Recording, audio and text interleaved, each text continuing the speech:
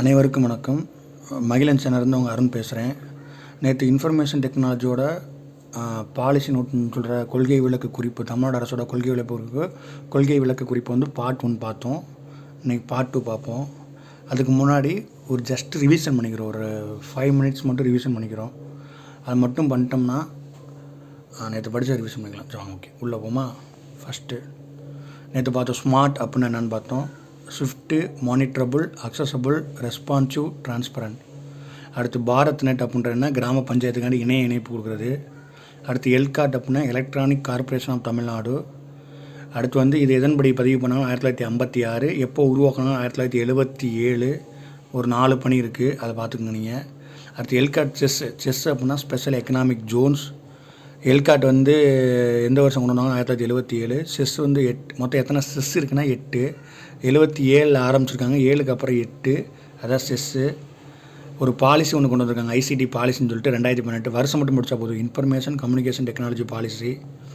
எங்கே ஒரு 8 இடத்துல அமைஞ்சிருக்கும். சென்னையில் வந்து சோழிங்கநல்லூர், கோவையில் வந்து விளாங்குறிச்சி, மதுரையில் வந்து இளந்தைக்குளம், வடபழஞ்சி, திருச்சியில் வந்து நாவல்பட்டு, திருநெல்வேலியில் கங்கை கொண்டான், சேலத்தில் வந்து ஜாகிர் அம்மாபாளையம், ஓசூரில் வந்து விஸ்வநாதபுரம். அடுத்து தமிழ்நாடு தரவு மைய கொள்கை, Tamil Nadu data centre policy. Tamil Nadu தரவு மைய கொள்கை, Tamil Nadu data centre policy 2021.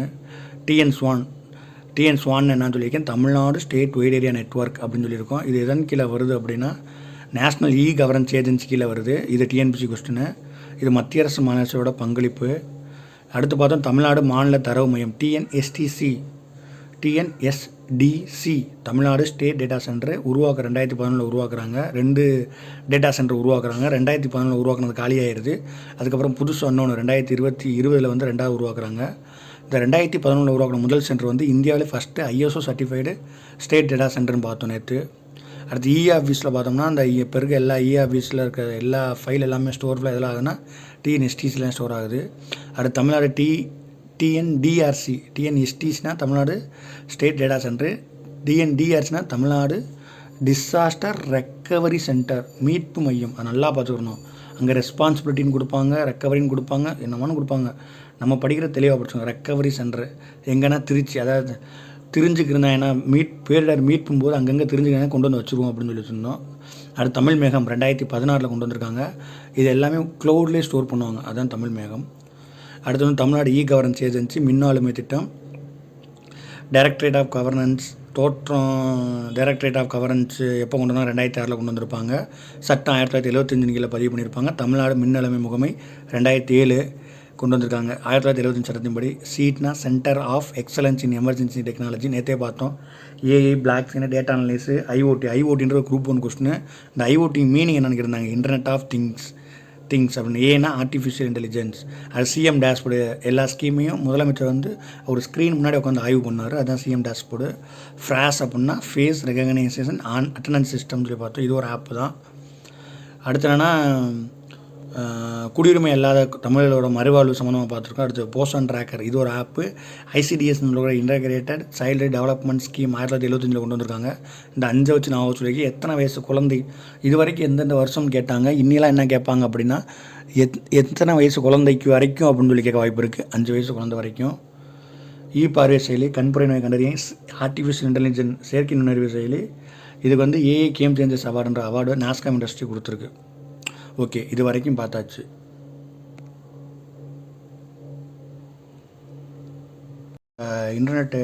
Information technology டிபார்ட்மெண்ட்டோட பாலிசி நோட் இது வரைக்கும் ரிவிஷன் பண்ணோம்.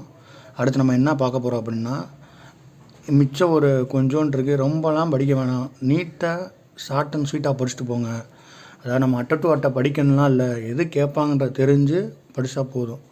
அடுத்து இப்போ வந்து ஆர்டிஃபிஷியல் இன்டெலிஜென்ஸ் அப்படின்னு சொல்லி பார்க்க போகிறோம். ஆர்டிஃபிஷியல் இன்டெலிஜென்ஸ் அப்படின்றதுனா ஒரு செயற்கை நுண்ணறிவுன்னு சொல்கிறாங்க. இப்போ ஃபுல்லாக எல்லாமே ஏஐ, ஜெமினி ஏஐன்னு சொல்லுவாங்க கூகுளோடது.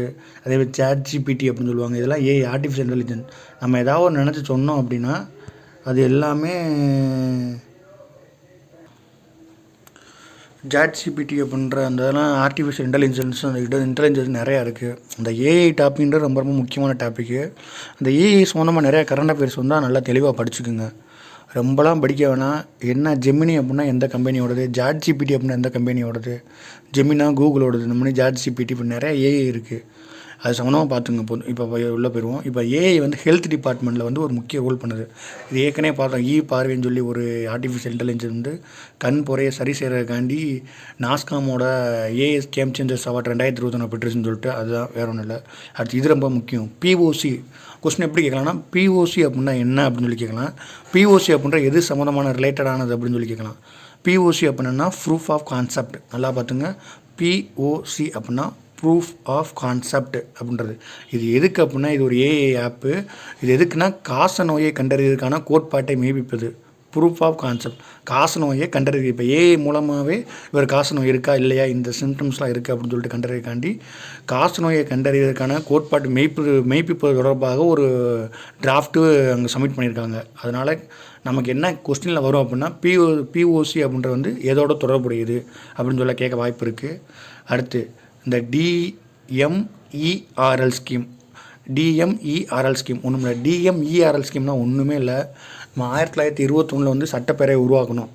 அப்போ இந்த 1921 வந்து அப்போல்லாம் என்ன பண்ணுவாங்கன்னா, நோட்ஸு பேப்பரு அந்த இதுதான் இருந்துச்சு. இப்போலாம் பார்த்தீங்கன்னா பட்ஜெட்லாம் பேப்பரில் சப்மிட் பண்ணுவாங்க. இப்போலாம் டேப் வச்சுருக்காங்க, எல்லாமே டேப்பு. அதுதான் இந்த டிஎம்இஆர்எல். எல்லாத்தையுமே டிஜிட்டல் ஆக்குறது. சட்டப்பேரவை எல்லாத்தையுமே டிஜிட்டல் மயமாக்குறது. இதுக்கு என்ன பண்ணணும்னா, 1921 இருந்த அந்த 1921 வரைக்கும் இருந்த அந்த என்ன சொல்கிறது, மின் உருவாக்கம், அந்த புத்தகங்கள் இருக்கிற விவாத புத்தகங்கள், அந்த குழுவோட அறிக்கைகள், கமிட்டியோட ரிப்போர்ட்டு, இது எல்லாத்தையும் டிஜிட்டலைசேஷன் பண்ணுறாங்க. ப்ளஸ் அந்த இதுதான் நம்ம இது சொல்கிறது தான். இது நம்ம இந்த 1921 அந்த எல்லாத்தையும் டிஜிட்டல் பண்ணுறாங்க. அந்த அதை மட்டும் பார்த்துக்கணும். D for digitalisation, M for management, E for electronics, and R for records, E for legislature. Digitalization and management of electronics, record of legislator. அவ்வளோதான். இதுதான், வேறு ஒன்றும் இதில் இல்லை. அடுத்து போவோம்.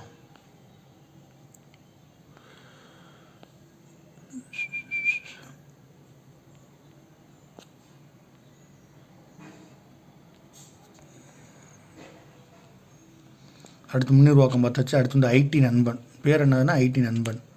பேர் என்னது? ஐடி நண்பன். அப்படின்னா யாருக்கும் நண்பனாக இருக்க போகணும். அதுதான் பேர் என்னது? ஐடி நண்பன். அப்படின்னா ஐடி நண்பன்னா இன்ஃபர்மேஷன் டெக்னாலஜி. ஒன்றும் இல்லை, கவர்மெண்ட்டுக்கும் தகவல் தொழில்நுட்ப நிறுவனமும் ஈஸியாக கான்டாக்ட் பண்ணி இன்ஃபர்மேஷன் டெக்னாலஜி வந்து என்னென்ன டெவலப்மெண்ட்லாம் இருக்குது அப்படின்னு சொல்ல ஆலோசனை வந்து கவர்மெண்ட்டு கொடுக்கும். வேறு எதுவும் தேவையில்ல. ஐடி நண்பன் அப்படின்ற ஒரு வெப்பேஜ் ரொம்ப முக்கியம். இது ஒரு வெப்பேஜ். இது என்ன பண்ணுறாங்க அப்படின்னா, நேரடியாக தமிழக அரசு தொடர்பு கொண்டு ஆலோசனை வழங்கும். முடிஞ்சு, அவ்வளோதான், வேறு எதுவும் இல்லை இதில்.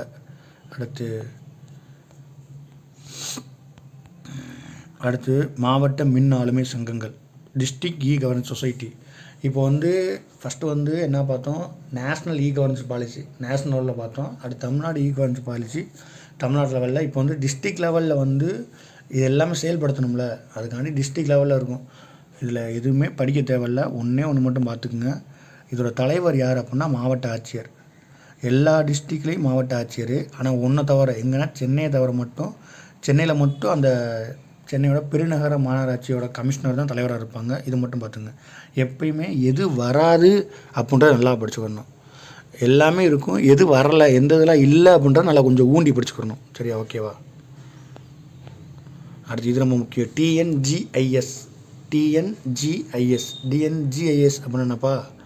டிஎன்ஜிஐஎஸ் வழக்கமுள்ள Tamil Nadu geographical information system. First இது தெரிஞ்சுட்டு அது போதும். இதுதான் நம்ம 1 மார்க் வாங்கிடலாம். Tamil Nadu geographical information system. இதோட நோக்கம் என்னென்னா, இடம் சார்ந்த தகவல்களை வந்து உருவாக்குதல், சேமித்தல். இப்போ ஒன்றும் இல்லை. இப்போ வந்து நம்ம தமிழ்நாடு இருக்குது, வட மாநிலம், தென் மாநிலம், இப்போ நிறையா பிரிக்கிறோம். கோஸ்டல் ரீஜியனு, ஈஸ்ட்டு, அதாவது மேற்கு தொடர்ச்சி மலை ரீஜியன், இப்படி ஒன்று ஒன்றா பிரிக்கிறோம். மேற்கு தொடர்ச்சி மலை அப்படின்னா என்னென்னா, இப்போ கடலோரம் அப்படின்னா என்ன, இப்போ சதர்ன் டிஸ்ட்ரிக்ட்னா டிராஃப்ட், இப்போ கடலோரம் அப்படின்னா சுனாமி இதெல்லாம் ஏற்படும், அந்த டேட்டாலாம் ஸ்டோர் பண்ணி வைக்கிறது. இப்போ மத்திய தென் மாவட்டம் அப்படின்னா நடுவில் இருக்கிறதுனா வறட்சி அதிகமாக வரும். இது மேற்கு தொடர்ச்சி மலை அப்படின்னா வெள்ளம் அதிகமாக வரும், ஆற்றுல வெள்ளம் அதிகமாக வரும். இந்த மாதிரி அந்தந்த ஜாகிரபிக்கல் ரீஜன் சம்மந்தமான டேட்டா எல்லாத்தையும் ஸ்டோர் பண்ணி இதில் வச்சுக்கிறதுக்காண்டி தமிழ்நாடு அரசால் கொண்டு வரப்பட்டது தான் இந்த தமிழ்நாடு ஜாகிரபிக்கல் இன்ஃபர்மேஷன் சிஸ்டம். நல்லா பார்த்துக்கிறணும். நம்ம இது பண்ணி தான் நம்ம மேப் சொல்கிறோம்ல, நம்ம கூகுள் எர்த்துன்னு சொல்கிறோம்ல, அது மாதிரி தான் தமிழ்நாடு ஜியோகிராஃபிக்கல் இன்ஃபர்மேஷன். தமிழ்நாடு சம்மந்தமான எல்லா இதுவும் இருக்கும். நம்ம என்ன பார்த்துக்கிறோம்னா தமிழ்நாடு ஜியோகிராஃபிக்கல் இன்ஃபர்மேஷன் தகவலியல் மையம் சிஸ்டம் அப்படின்றத நல்லா பார்த்துக்கணும். ஓகேவா? அடுத்து வந்து முன்னேற்றம். இது டிஎன்பிசி கொஸ்டின். முன்னேற்றம் அப்படின்னு இப்போ முன்னேற்றம்னா என்னது நல்லா நான் வச்சுக்கணும். முன்னேற்றம்னா நம்மளா என்னது ஈனா வழக்கம் போல் டிஜிட்டல் தான். இதில் என்ன பண்ணுவாங்கன்னா எல்லா ஸ்கீமையும் ஆய்வு பண்ணுவாங்க. ஸ்கீம்ஸ்லாம் இருக்குல்ல, ஸ்கீம்ஸில் ஆய்வு பண்ணுவாங்க. இப்போ ஒரு ப்ராஜெக்ட் இருக்கும். இப்போ நம்ம ஊரில் பார்த்தோம் அப்படின்னா பஞ்சாயத்தில் ஒரு 10 லட்ச ரூபா இருக்கும். அந்த 10 லட்ச ரூபா ரோடு போடுவாங்க. அந்த 10 லட்ச ரூபா ரோடெல்லாம் ஆய்வு பண்ண மாட்டாங்க. என்ன பண்ணுவாங்கன்னா அபோவ் 100 crores 100 கோடிக்கு மேலே இந்த அமௌண்ட் நல்லா பார்த்துங்க. 100 crores 100 கோடிக்கு மேலே வந்து எவ்வளவு 100 கோடிக்கு மேலே என்னென்ன திட்டம்லாம் இருக்குது, அதோட செயல்பாடு எப்படி இருக்குது, அதோட எப்போ முடிக்கிறாங்க, அதோட தரம் எப்படி இருக்குது, எல்லாத்தையுமே தலைமைச் செயலாளர் மாண்புமிகு இப்போ யார் இருக்காங்கன்னா திரு முருகானந்தம் ஐஏஎஸ் அவர்கள் இருக்காங்க. அவங்க தலைமையில் ஆய்வு பண்ணுறது தான் இந்த முன்னேற்றம். அதாவது தலைமைச் செயலாளர் இருப்பாங்க, அவங்க தலைமையில் ஆய்வு பண்ணுறது தான் இந்த முன்னேற்றம். நம்ம இந்த முன்னேற்றத்துக்கு 2 மட்டும் படித்தா போதும். ஸ்கீமை ஆய்வு பண்ணுவாங்க. எந்த ஸ்கீம் அப்படின்னா 100 கோடிக்கு மேலே இருக்க ஸ்கீமை ஆய்வு பண்ணுவாங்க. 100 கோடி அப்படின்றது ரொம்ப முக்கியம். அடுத்து இந்த டாபிக் ரொம்ப ரொம்ப முக்கியம் பாஸ். இப்போ நம்ம குரூப் 2ல் டிஎன்பிசி கேட்ட கொஸ்டின், குரூப் 1ல் எஸ்டிஜி அப்படின்னா சஸ்டைனபிள் டெவலப்மெண்ட் கோல், நிலையான நீடித்த வளர்ச்சி குறியீடுகள், அது இலக்குகள் அப்படின்னு சொல்லுவாங்க. இந்த சஸ்டைனபிள் டெவலப்மெண்ட் கோலை பொறுத்தளவுக்கு ஒரு 17 இலக்கு இருக்கும். சரிங்களா? 17 இலக்கு இருக்கும். அந்த 17 இலக்கையும் முடிஞ்ச அளவு தினமும் ஒன்று ஒரு 5 படித்து வச்சுக்கோங்க. ஏன்னா இன்னி வர காலத்தில் இந்த 17 இலக்கும் உங்களுக்கு வந்து பொறுத்து வைக்கலாம். 5வது இலக்கு என்னது, 6வது இலக்கு என்னது, 7வது இலக்கு அப்படி படிக்க முடியலையா? ரொம்ப ரொம்ப முக்கியமான பெண்களுக்கு பாதுகாப்பு, அடுத்து வந்து சுகாதாரம், ஹெல்த்துக்கு, ஃபுட்டுக்கு, வறுமைக்கு, இதெல்லாம் என்னென்ன இலக்கு அப்படின்றத வந்து தெளிவாக படிச்சுக்கோங்க.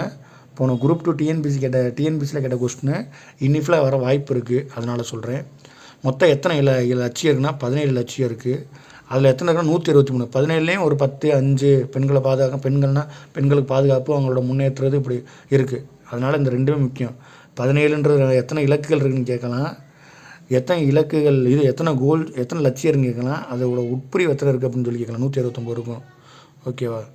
இதை வந்து என்ன பண்ணுறாங்கன்னா இதை தமிழ்நாட்டில் வந்து இம்ப்ளிமெண்ட் பண்ணணும். ஏன்னா முக்கியமான சஸ்டைனபிள் டெவலப்மெண்ட் கோல், ஒரு நிலையான நீடித்த பொருளாக உலகத்தை வந்து உருவாக்குறக்காடி தான் சஸ்டைனபிள் டெவலப்மெண்ட் கோல் இருக்குது. இதை தமிழ்நாட்டில் என்ன பண்ணுறாங்கன்னா தமிழ்நாடு மாநில திட்டக்குழுவும் வளர்ச்சி டெவலப்மெண்ட் டிபார்ட்மெண்ட்டும் சேர்ந்து இதை வந்து கண்காணிச்சுக்கிட்டே இருக்காங்க. அதுக்காண்டி போடுறோம். கேட்டானா போடுறக்காண்டி, வேறு ஒன்றும் இல்லை. அடுத்து என்னென்னா டிஜிட்டல் டிஐடிஎன் அப்படின்ற இதோட தொடர்பு பண்ணி கேட்பாங்க. டிஐடிஎன் அப்படின்ற ஒன்றும் இல்லை, டிஜிட்டல் தமிழ்நாடு, டிஜிட்டல் இந்தியா பார்த்தோம். மாண்புமிகு மோடி அவர்கள் கொண்டு வந்து எல்லாத்தையும் டிஜிட்டல் பருவத்தில் கொண்டு வரணும் அப்படின்னு சொன்னாங்களே, அது மாதிரி டிஜிட்டல் தமிழ்நாடு தான். ஓகேவா? அரசோட சேவைகள் இதுதான் டிஜிட்டல் தமிழ்நாடு. என்னென்னா அரசோட சேவைகள் மற்றும் செயல்பாடுகள் எல்லாத்தையுமே டிஜிட்டலில் கொண்டு வரணும். அரசோட சேவைகள் மற்றும் செயல்பாடுகள், அரசின் சேவைகள் மற்றும் செயல்பாடுகள் எல்லாத்தையும் இதெல்லாம் கொண்டு வரணும், டிஜிட்டலில் கொண்டு வரணும். அடுத்து சேவை மையங்கள். இது வந்து எந்த வருஷம் ஆரம்பிக்கிறாங்க? 2014 ஆரம்பிக்கிறாங்க. 2014 நல்லா நான் வச்சுங்க. 2014 ஆரம்பிக்கிறாங்க. இதில் நமக்கு என்ன ஒன்று அப்படின்னா எந்த நிறுவனத்துக்கு கீழே செயல்படுது, இதுதான் முக்கியம். தமிழ்நாடு அரசு கேபிள் டிவி கீழே செயல்படுது. என்ன சொல்லுவாங்க? டேக் டிவின்னு சொல்லுவாங்க. டேக் டிவி, தமிழ்நாடு அரசு கேபிள் டிவி. இது டிஎன்பிசி கொஸ்டின், டிஎன்பிசியில் கேட்டிருக்காங்க. சேவை மையங்கள் எந்த நிறுவனத்தின் கீழ் செயல்படுது? டேக் டிவியில் செயல்படுறாங்க. அதுக்கு மேலே அவங்க டயர் இருந்துச்சுன்னா உங்களுக்கு இது வரைக்கும் டிஎன்பிசியில் கேட்ட அந்த இன்ஃபர்மேஷன் சம்மந்தமான கொஸ்டின்லாம் தொகுத்து அது ஒரு கொஸ்டினாக பார்ப்போம். அடுத்து என்னென்னா மாநில அழைப்பு மையம் உதவி எண். ஒன்றும் இல்லை, இப்போ நம்ம மண்டே நடக்கும். ஒவ்வொரு மாவட்ட ஆட்சியர் அலுவலகத்துலேயும் ஒவ்வொரு திங்கக்கிழமையும் மக்கள் குறை தீர்ப்பு கூட்டம்னு ஒன்று நடக்கும். மக்கள் குறை தீர்ப்பு கூட்டம் என்ன பண்ணுவாங்கன்னா துணை ஆட்சியர் நிலையில் ப்ளஸ் ஆட்சியர், துணை ஆட்சியர் நிலையில் எல்லாருமே அங்கே உட்காந்து நேரடியாக மக்கள்கிட்ட தங்களோட குறை சம்மந்தமான கோரிக்கைகள்லாம் பெறுவாங்க. ஒவ்வொரு திங்கக்கிழமையும் நடக்கும். மனுநீதி நாள், மக்கள் குறை தீர்ப்பு நாள் எல்லாமே நடக்கும். இப்போ நீ உங்களோட டைரக்டாக டிஸ்ட்ரிக்ட் கலெக்டரேட் போனாலும் அங்கே நடக்கும். இப்போ ஒரு சில ஆள் எல்லாருமே மக்கள் குறை தீர்ப்பு நாளில் வந்து இது பண்ண முடியாது, ஒன்றா போய் மனு கொடுக்க முடியாது, எல்லாருனாலையும் முன்ன முடியாதுன்றக்காண்டி இந்த 1100 அப்படின்ற ஒரு ஹெல்ப்லைன் சொல்லி வச்சுருக்காங்க.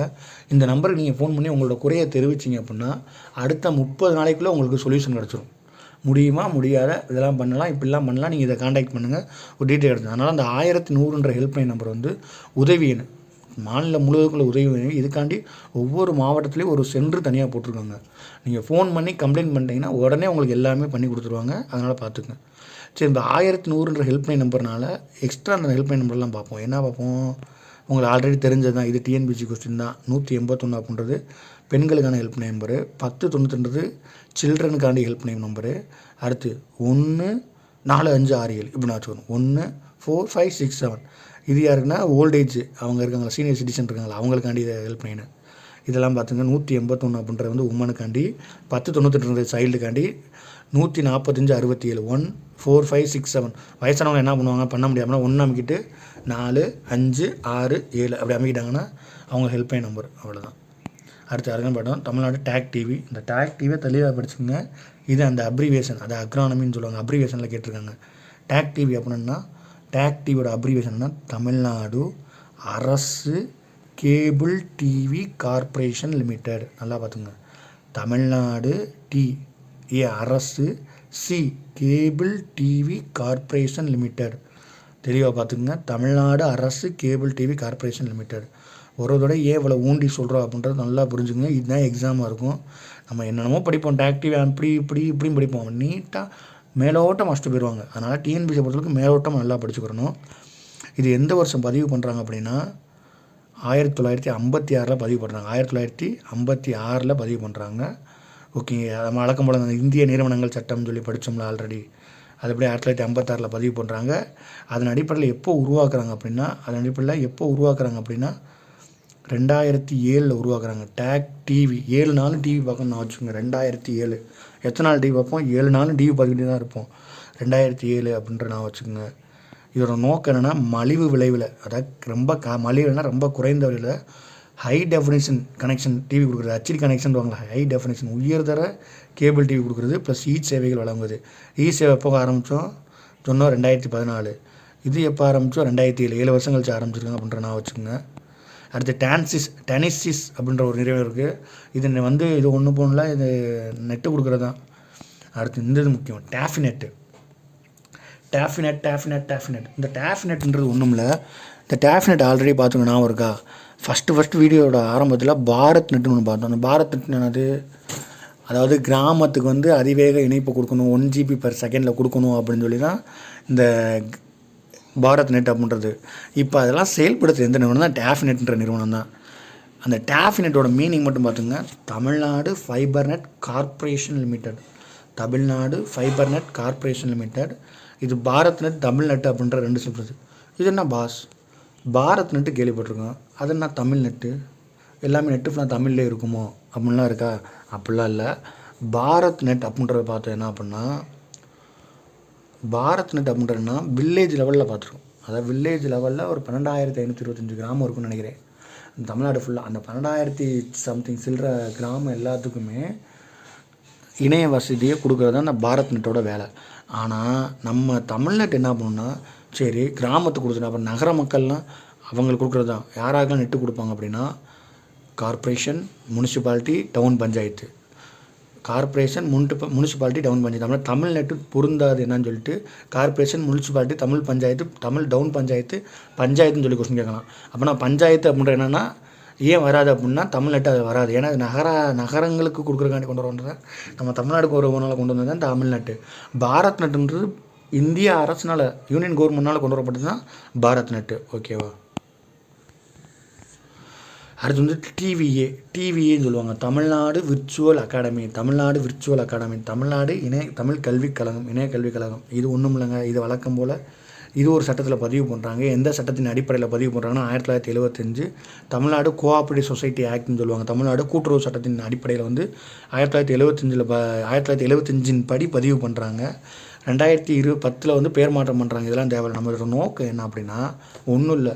இப்போ நம்ம பயலுக்கு தமிழ் பயலுக்கு என்ன பண்ணுவாங்கன்னா, ஒருத்தவங்க தமிழ்நாடை விட்டு அதர் ஸ்டேட்டுக்கு போயிருப்பாங்க, இல்லை அதர் கண்ட்ரிக்கு போயிருப்பாங்க, வேறு நாட்டில் இருப்பாங்க, வேறு மாநிலத்தில் இருப்பாங்க.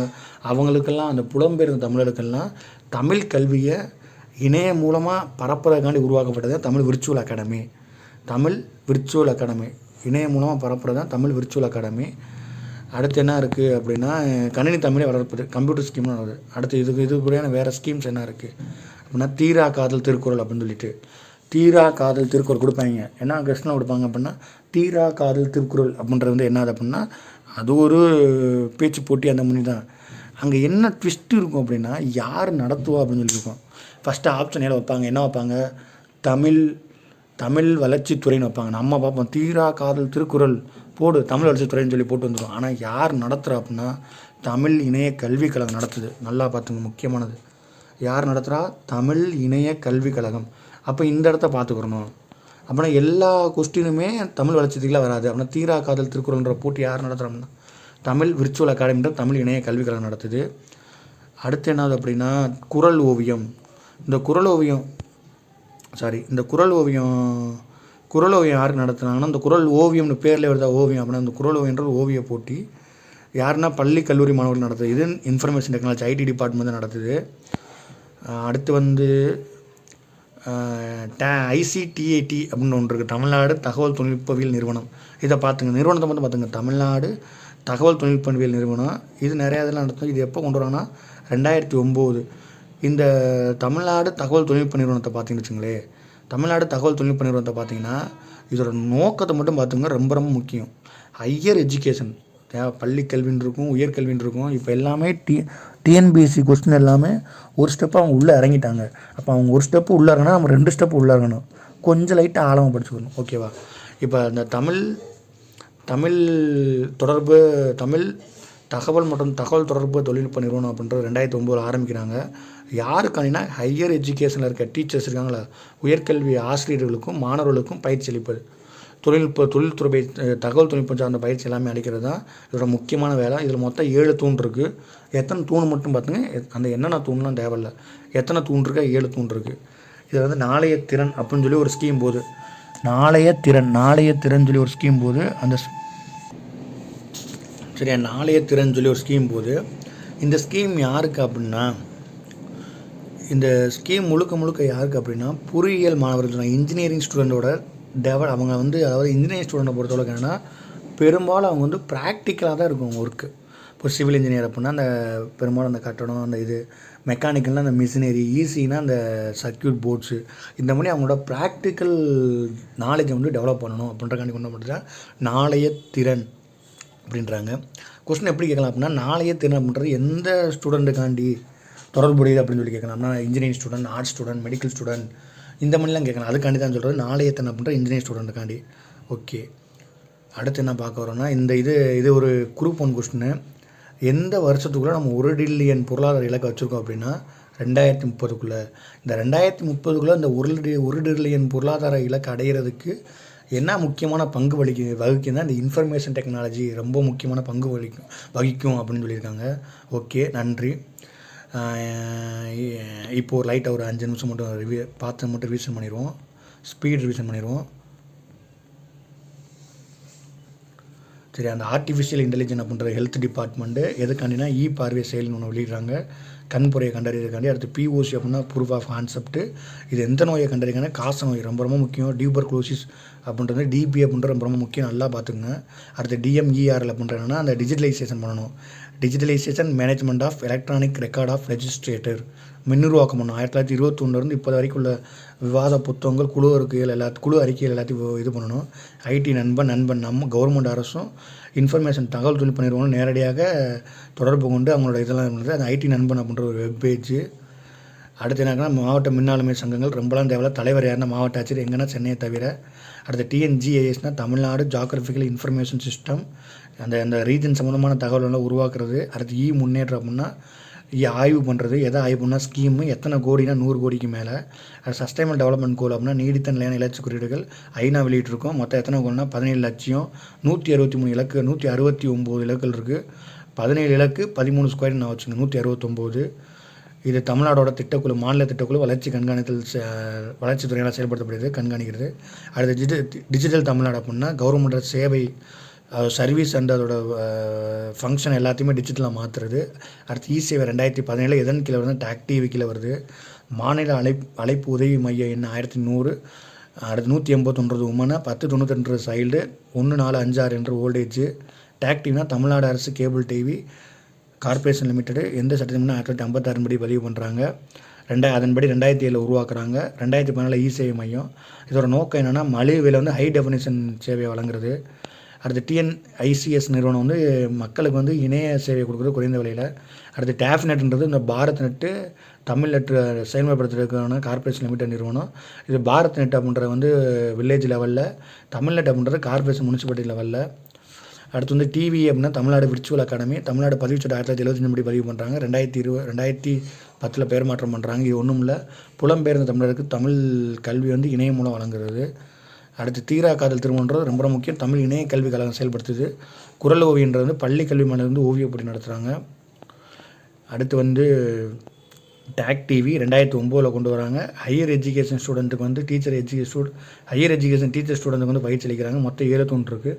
நாளைய திறன் 1 இருக்குது. இன்ஜினியரிங் ஸ்டூடெண்ட்டுக்காண்டி அந்த ஸ்கீம் கொண்டு வந்திருக்காங்க. இது யாருன்னா அந்த ஐசிடி தமிழ்நாடு தகவல் பணியிடம் கொண்டு வந்திருக்கு. 2030 1 டிரில்லியன் வழங்கும். தேங்க்ஸ் ஃபார் வாட்சிங். இப்படிக்கு உங்கள் அருண், மகிழன் சேனலிருந்து. நன்றி.